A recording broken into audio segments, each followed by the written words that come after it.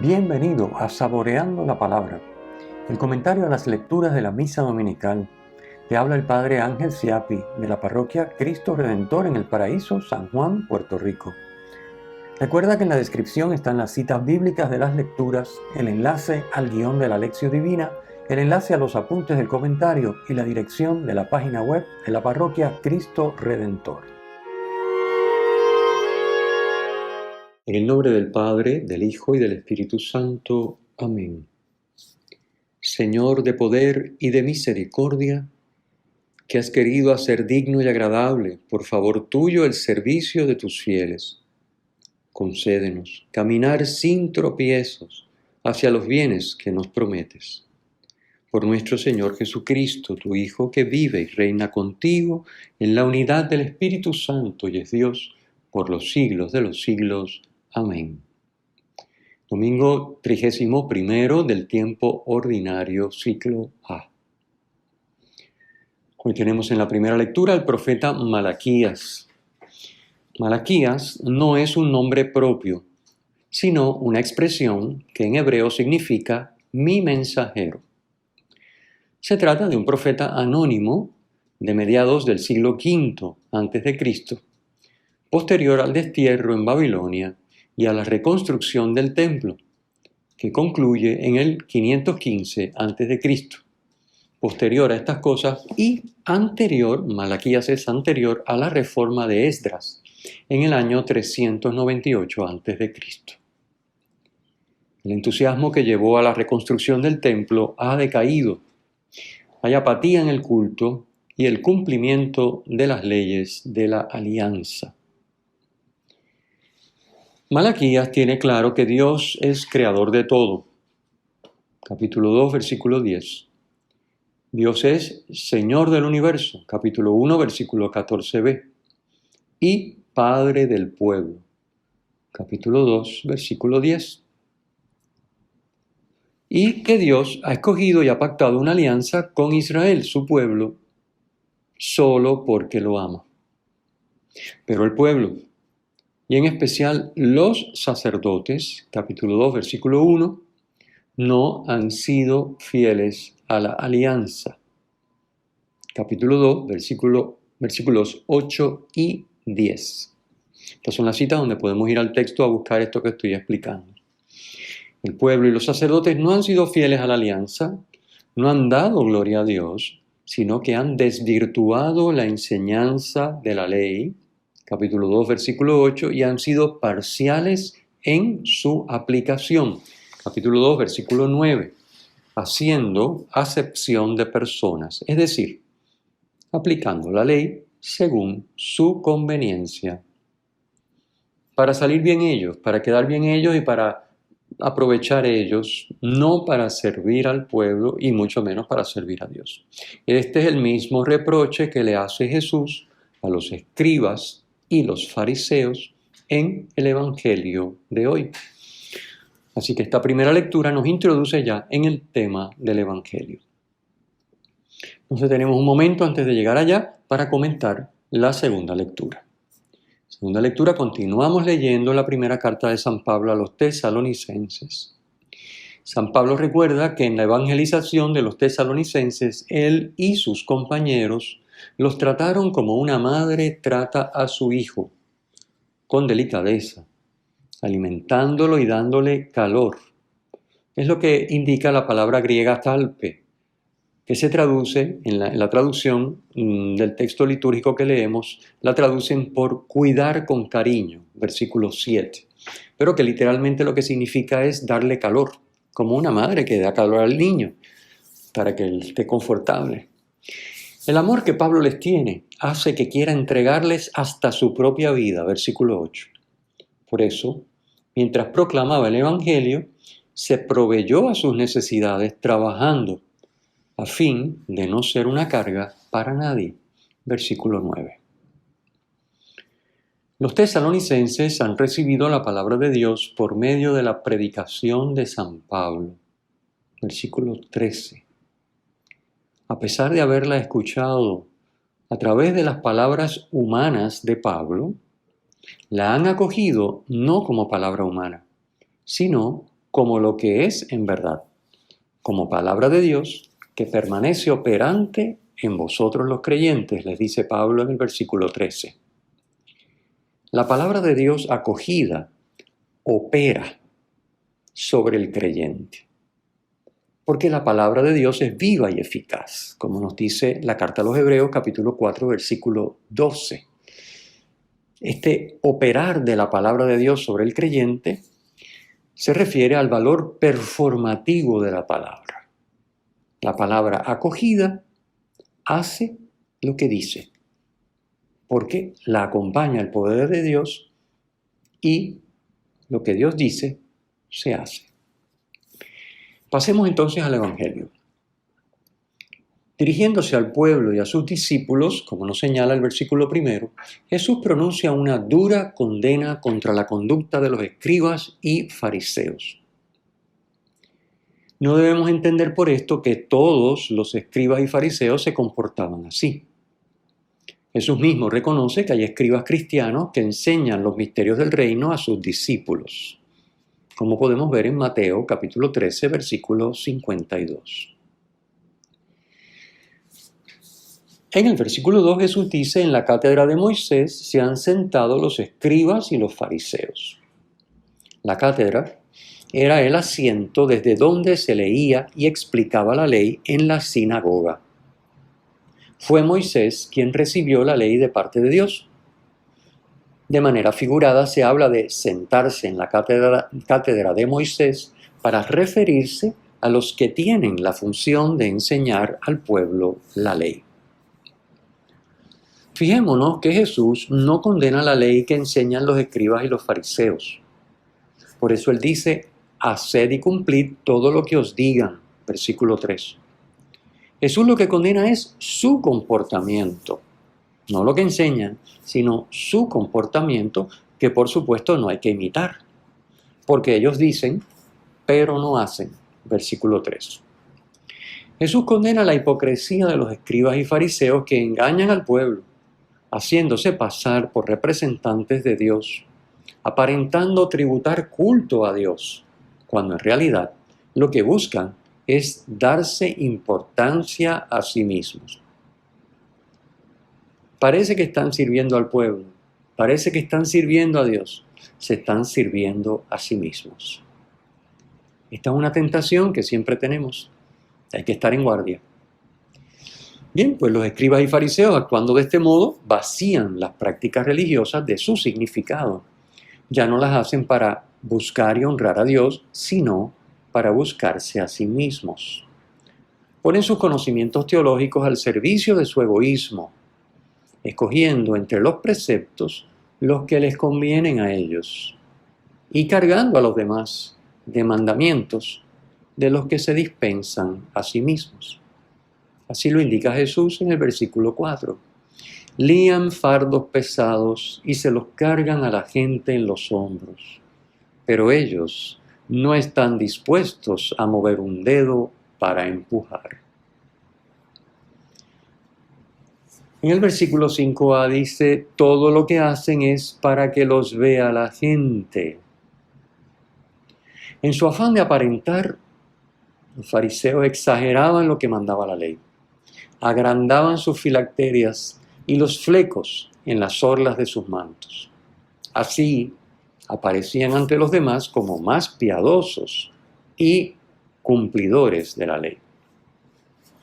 Las filacterias eran unas cajitas de cuero de forma cúbica con 4 compartimientos.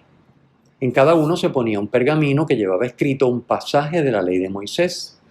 Estos pasajes eran Éxodo, capítulo 13, 1 al 10, Éxodo 11 al 16, capítulo 13, 11 al 16, Deuteronomio, capítulo 6, 4 al 9, y Deuteronomio, capítulo 11, versículos 18 al 21. Estos 4 pasajes, por supuesto, pasajes claves de la ley, eran los que se escribían en esos rollitos de pergamino y se colocaban en los compartimientos.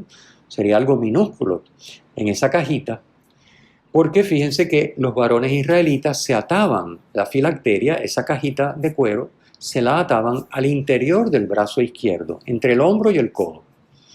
de modo que estuvieran colocadas sobre el corazón durante la oración. También se ataban una filacteria a la muñeca y otra en la frente, para servir de recordatorio de que la palabra de Dios dirige todo el comportamiento, que es lo que significa la muñeca, y todos los pensamientos de la persona, que es lo que significa la frente. Así que eran cajitas pequeñas para que pudieran estar en la muñeca y en la frente y en el hombro. Esta práctica de ponerse las cajitas proviene de entender en sentido literal las exhortaciones que encontramos en Deuteronomio capítulo 11, versículo 18, y que dice: graben bien estas palabras mías en su corazón y en sus almas, átenlas como un signo a su mano y sirvan entre sus ojos como recordatorio. Lo mismo que en Deuteronomio 6:8, donde leemos: las atarás a tu mano como un signo, servirán de recordatorio ante tus ojos. Las filacterias se empleaban solo para la oración de la mañana, pero muchos fariseos las usaban todo el tiempo. Pues si se trata de aparentar, pues lógicamente ya no tienen la función litúrgica, diríamos, o oracional, sino que se convierten en una ostentación y por lo tanto las llevan todo el tiempo.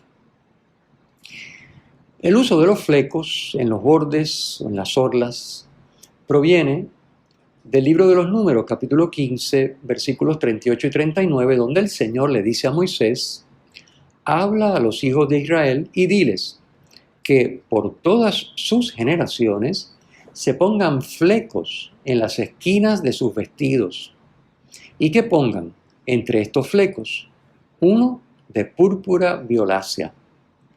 Tendrán este fleco para que cuando lo vean recuerden todos los mandamientos del Señor y los cumplan, y no sigan los deseos de sus corazones y de sus ojos, que los llevan a la perversión.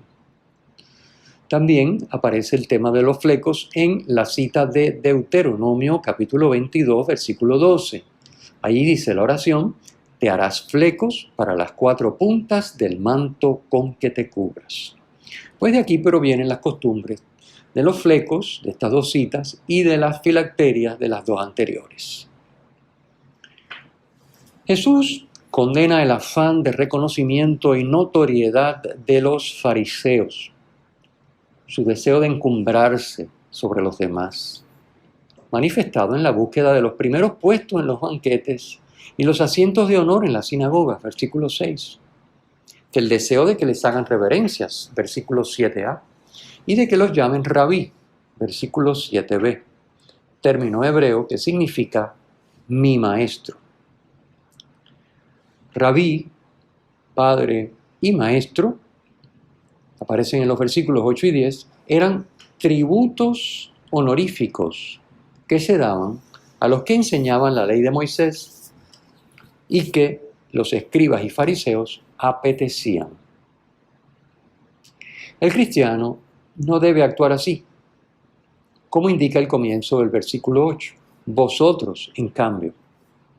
El cristiano no debe buscar títulos ni honores, sino servir. El verdadero honor no son los títulos, es servir a los hermanos. Así lo indica Jesús. En el versículo 11, el primero entre vosotros será vuestro servidor. Ya había dicho lo mismo antes en Mateo capítulo 20, versículo 26. Quien entre ustedes quiera llegar a ser grande, que sea su servidor. Jesús no condena el uso de las palabras rabí, padre y maestro, que como dijimos están en los versículos 8 al 10. No es el uso de las palabras el problema, sino el querer ser llamados así por sentirse superior a los demás. Ese es el problema. Los seres humanos estamos en el mismo plano y únicamente Dios Padre y su Hijo, el Mesías, están sobre todos. El creerse superior impide servir al prójimo, impide amarlo, porque el que se siente superior busca naturalmente ser servido en lugar de servir. Esto me trae a la memoria una frase muy reciente del Papa Francisco que dice que no es lícito mirar a nadie desde arriba, ¿verdad? Es decir, sentirse superiores de los demás, excepto cuando se trata de levantar al otro. Una frase muy clara y muy expresiva. Es lo mismo que está diciendo Jesús. El problema no son las palabras. El problema es que yo quiero que me llamen de esa manera porque yo me siento superior a los demás. Esta inclinación a sentirnos superiores a los demás, a sobresalir, a buscar reconocimientos y honores, nos afecta a todos. Debemos examinarnos sinceramente ante Dios, pidiendo al Espíritu Santo que nos deje ver lo que hay que cambiar en nuestras actitudes, pidiendo la humildad para reconocer que nada es nuestro, sino que todo es don inmerecido de Dios, recibido para poder servir a los hermanos, no para encumbrarnos, sino para servir. Versículo 12 termina diciendo, el que se enaltece será humillado y el que se humilla será enaltecido. El que quiere encumbrarse apoyándose en lo que cree valer, tener y poder por sí mismo, y que en realidad es un don que le pertenece a Dios, acabará humillado, es decir, tarde o temprano chocará contra la verdad de que sin Dios no es nada. Y ojalá sea antes que después. Ojalá sea temprano mejor que tarde, porque cuando ya no haya remedio, pues ya lo va a descubrir en algún momento cuando se encuentre cara a cara con Dios, pero ojalá que sea antes de eso. Por eso es importante trabajar cada uno de nosotros con el tema de la humildad. Reconocer que todo es un don que le pertenece a Dios y que por lo tanto nosotros no valemos, ni tenemos, ni podemos por nosotros mismos nada, sino que todo es Dios actuando en nosotros. El que vive empleando todo como don de Dios, recibido para servir, como acabo de explicar, ese es el que se humilla. Eso es lo que significa ser. El que se humilla será enaltecido. Ese que vive la comunión de vida con Dios, en Dios, participa de todo lo que es de Dios aquí en esta vida y, por supuesto, de manera plena e irreversible después de su muerte. Por eso será enaltecido en tiempo futuro. Ahora participa de todo lo que es de Dios en esta vida, porque reconoce que todo es de Dios, se humilla, y en la otra vida será enaltecido. Continuará participando de esto y de todo lo que es de Dios, de manera plena e irreversible después de su muerte. Así que vale la pena humillarse para ser enaltecido. Es una tontería enaltecerse y acabar humillado. El Señor esté con ustedes y con tu espíritu. La bendición de Dios Todopoderoso, Padre, Hijo y Espíritu Santo, descienda sobre ustedes y les acompañe siempre. Amén. Si te ha gustado, usa el enlace para compartirlo con tus amigos.